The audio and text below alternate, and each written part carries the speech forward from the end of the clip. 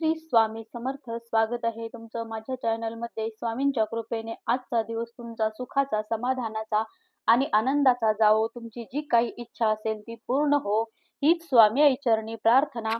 आज आपण एक अतिशय महत्त्वाच्या विषयावर बोलणार आहोत. ते म्हणजे गुरुपौर्णिमा 2026 आणि या पवित्र पर्वानिमित्त सुरू होणारी 21 दिवसांची विशेष अशी इच्छापूर्ती स्वामींची सेवा. तर आयुष्यात अशा काही गोष्टी असतात ज्या आपल्याला मनापासून हव्या असतात, पण कितीही प्रयत्न केले तरी त्या गोष्टी मिळतच नाही असं वाटत राहतं. कधी नोकरीत अडचणी येते, कधी व्यवसायात प्रगती खुंटते, कधी विवाहाचा विषय लांबत जातो, कधी संततीसाठी मन तळमळत राहतं, कधी आरोग्य साथ देत नाही आणि कधी नुसतीच मनशांती हरवून जाते. अशा वेळी आपण स्वतःशीच म्हणतो की हे कदाचित माझ्या नशिबातच नाही. पण स्वामी भक्तांचा अनुभव आपल्याला वेगळंच काहीतरी सांगतो. जिथे आपली श्रद्धा असते आणि योग्य पद्धतीने केलेली स्वामी सेवा असते, तिथे जे नशिबात नाही असं वाटतं ते सुद्धा मिळतं. याच श्रद्धेवर आधारित आहे ही 21 दिवसांची स्वामींची इच्छापूर्ती स्वामी सेवा. तुमची जी काही इच्छा असेल ती इच्छा या स्वामी सेवेने पूर्ण होणार आहे. त्यामुळे हा व्हिडिओ शेवटपर्यंत नक्की बघा, कारण यात मी तुम्हाला गुरुपौर्णिमेचं महत्त्व सांगणार आहे. 21 दिवसांची स्वामींची सेवा संपूर्ण आणि सोपी सांगणार आहे. कोणतेही नियम पाळायचे नाहीत आणि ही सेवा करताना कोणती काळजी घ्यायची तेव्हा मनापासून सांगणार आहे. हा व्हिडिओ आवडला असेल तर चॅनलला लाईक, शेअर, सबस्क्राईब करा आणि कमेंटमध्ये श्री स्वामी समर्थ लिहायला विसरू नका. म्हणजे तुमचा संकल्प अजून दृढ होईल. चला आता आपण गुरुपौर्णिमेच्या महत्त्वाबद्दल जाणून घेऊया. गुरुपौर्णिमा हा दिवस आपल्या भारतीय संस्कृतीत गुरुतत्वाला वंदन करण्याचा दिवस हा मानला जातो. आषाढ महिन्यातील पौर्णिमेला हा पवित्र सण केला जातो आणि याच दिवशी महर्षी व्यासांचा जन्म झाला, म्हणून या दिवसाला व्यास पौर्णिमा असंही म्हटलं जातं. पण भक्ती मार्गात गुरुपौर्णिमेचं महत्त्व याहूनही खूप खोल आहे. गुरु म्हणजे फक्त शिकवणारी व्यक्ती नाही, तर गुरु म्हणजे अंधकारातून प्रकाशाकडे नेणारी एक अलौकिक अफाट शक्ती आहे. गु म्हणजे अंधकार, म्हणजे या अंधकाराचा नाश करणारा असा त्याचा अर्थ होतो. म्हणजेच गुरु स्वामी भक्तांसाठी हा विशेष दिवस आहे. कारण स्वामींनी आपल्याला नेहमी सांगितलं आहे की भिवू नकोस, मी तुझ्या कायम पाठीशी आहे. हे एक वाक्य आजही लाखो भक्तांना खूप धीर देत असतं. हात धरत आणि पुढे जाण्याची ताकद हे हे वाक्य आपल्याला देत असतं. गुरुपौर्णिमेच्या याच पवित्र दिवशी स्वामीप्रती मनापासून कृतज्ञता व्यक्त करा. त्यांचा भावपूर्ण स्मरण करा आणि एक नवीन संकल्प घ्या. विशेष फलदायी मानलं जातं. म्हणूनच याच दिवसापासून सुरू होणारी ही सेवा अधिक प्रभावी आणि परिणामकारक मानली जाते. आता तुम्हाला प्रश्न पडला असेल की ही सेवा 21 दिवसांचीच का? तर आध्यात्मिकदृष्ट्या 21 हा आकडा खूप महत्त्वाचा मानला जातो. असं म्हटलं जातं की कोणताही संकल्प करताना, कोणतीही सवय किंवा कोणतीही साधना जर सलग 21 दिवस मनापासून केली, तर ती आपल्या मनात आणि आपल्या आयुष्यात खोलवर रुजते. स्वामी सेवेच्या बाबतीतही अगदी तसंच आहे. 21 दिवस सलग श्रद्धेने आणि नियमाने जर आपण स्वामींची सेवा केली, तर भक्ताच्या मनाला स्थिरता मिळते, नकारात्मक विचार कमी होते आणि त्यातून एक सकारात्मक ऊर्जा जागृत होते. अनेक स्वामी भक्त आवर्जून सांगतात की अशी सेवा केल्यानंतर त्यांच्या आयुष्यात हळूहळू बदल जाणवू लागले. त्यांचं मन शांत झालं आणि अडलेली कामं मार्गी लागू लागली. नात्यामध्येही गोडवा आला. अर्थातच याचा परिणाम प्रत्येकाच्या श्रद्धेवर आणि त्याच्या नियमिततेवर अवलंबून असतो. चला आपण या सेवेची संपूर्ण आणि सोपी पद्धतीने माहिती बघूया. सेवा सुरू करण्याआधी काही गोष्टींची तयारी आपण करून ठेवूया. पहिली गोष्ट म्हणजे सेवा सुरू करावी कधी?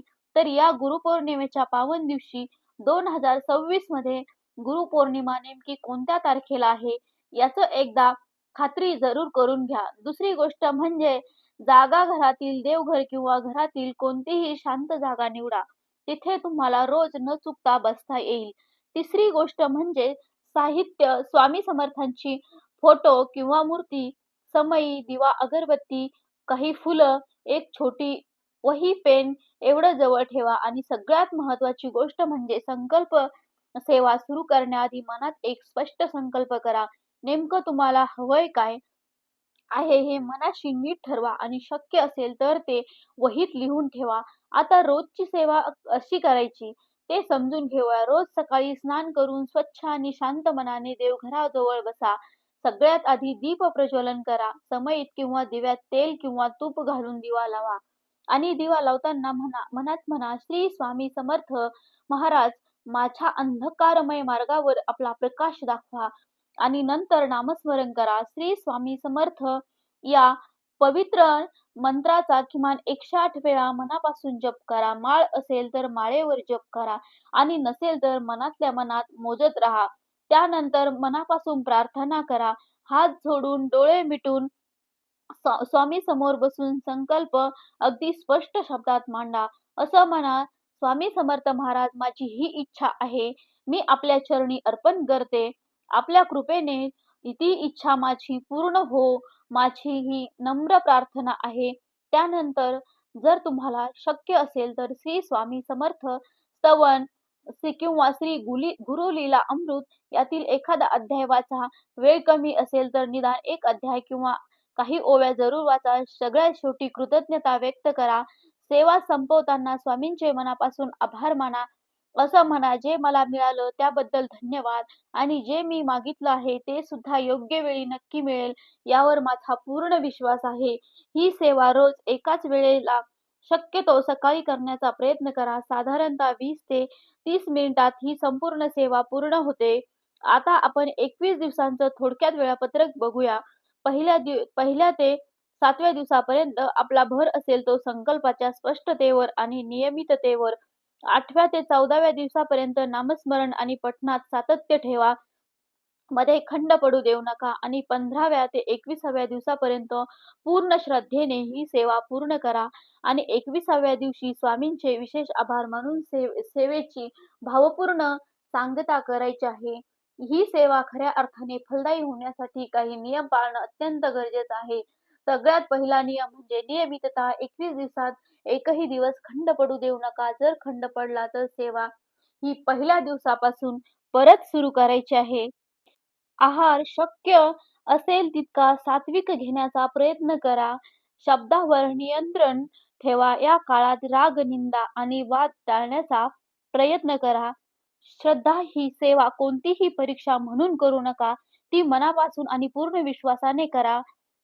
नियम म्हणजे धीर धीर फळ लगेच दिसेल असं नाही. त्यामुळे संयम ठेवा. स्वामींच्या इच्छेवर पूर्ण विश्वास ठेवा.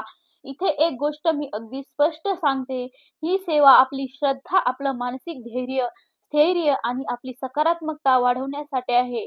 आपल्या आयुष्यात काही वैद्यकीय, आर्थिक किंवा कायदेशीर अडचणी असतील तर त्यासाठी योग्य डॉक्टर, तज्ञ किंवा सल्लागार यांचा सल्ला घेणं तितकंच आवश्यक आहे.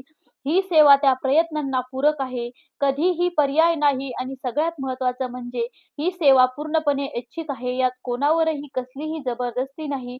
ज्यांना यात मनापासून श्रद्धा आहे त्यांनीच ती सेवा करावी. अनेक स्वामी भक्त आवर्जून सांगतात की अशी नियमित सेवा केल्यावर त्यांना मनशांती मिळते, निर्णय घेण्याची स्पष्टता येते आणि अवघड वाटणाऱ्या परिस्थितीतही त्यांचा आत्मविश्वास टिकून राहतो. काहींनी सांगितलं की त्यांची अडलेली कामे हळूहळू पूर्ण झाली, तर काहींना सांगितलं की त्यांच्या नात्यामध्ये सुसंवाद वाढला. प्रत्येकाचा अनुभव वेगळा असू शकतो. प्रत्येकाची श्रद्धा, प्रत्येकाची परिस्थिती आणि प्रत्येकाच्या सेवेतील सातत्य वेगळं असतं. तुम्ही ही सेवा केलीत तर तुमचा अनुभव तुम्हाला जर आला तर आम्हाला कमेंटमध्ये नक्कीच सांगा. तर या गुरुपौर्णिमेला फक्त एक सेवा सुरू करू नका, तर एक नवा दृष्टिकोन स्वीकारा. सकारात्मकतेचा, संयमाचा आणि श्रद्धेचा. स्वामी सांगतात, उदंड झाली उन्हे आता, सावली दे. याचा अर्थ असा की कितीही खडतर काळ आला तरी योग्य वेळी स्वामी आधार देतातच. फक्त आपली श्रद्धा आणि आपली सेवा अखंड ठेवायची आहे.